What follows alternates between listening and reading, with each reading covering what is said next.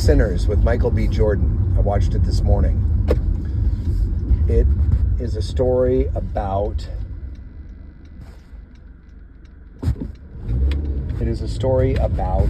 two brothers, twins, and one's named Smoke and one's named Stack. And they're criminals who work for Al Capone, maybe. They come back down south and they want to have a party. And they're trying to throw this kind of juke joint themed bash. And they recruit this young guitar player. They recruit Delroy Lindo, who's a piano player.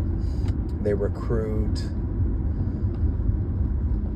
other folks, and people come out. And the first part is about music and these brothers trying to recruit people and people who work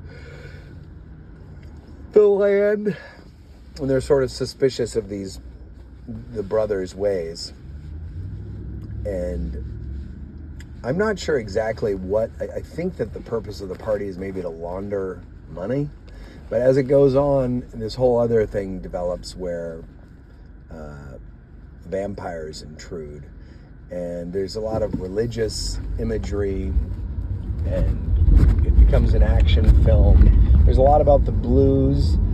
There's this idea at the beginning about musicians being able to, people who play music are able to kind of transcend the physical realm and sort of take you into a spiritual realm, and also sort of travel through time. There's one sequence where at the juke joint party, there are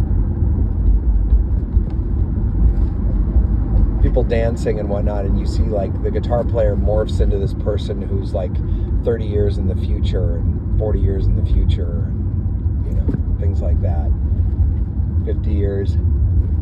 So I thought it was very creative.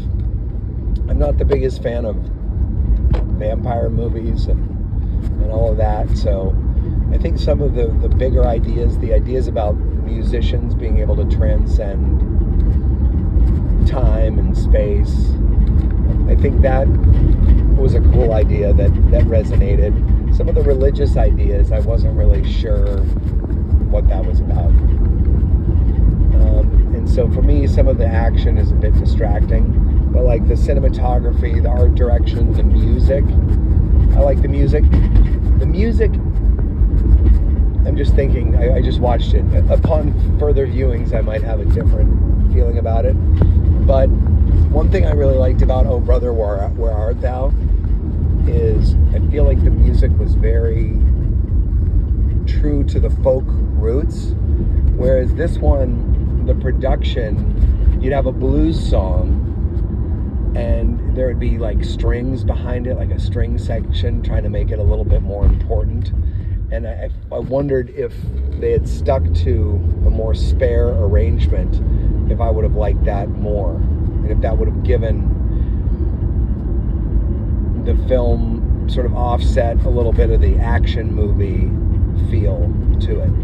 But overall, I have to commend Ryan Coogler for his ideas. I believe he wrote this movie and directed it. He's also done Fruitvale Station, Creed, Black Panther, Wakanda Forever. So I think there's a lot of important ideas in this one, as well as it just being an entertaining movie. Lots of cool music, acting performances, and so on. So that's my take on Sinners 2025.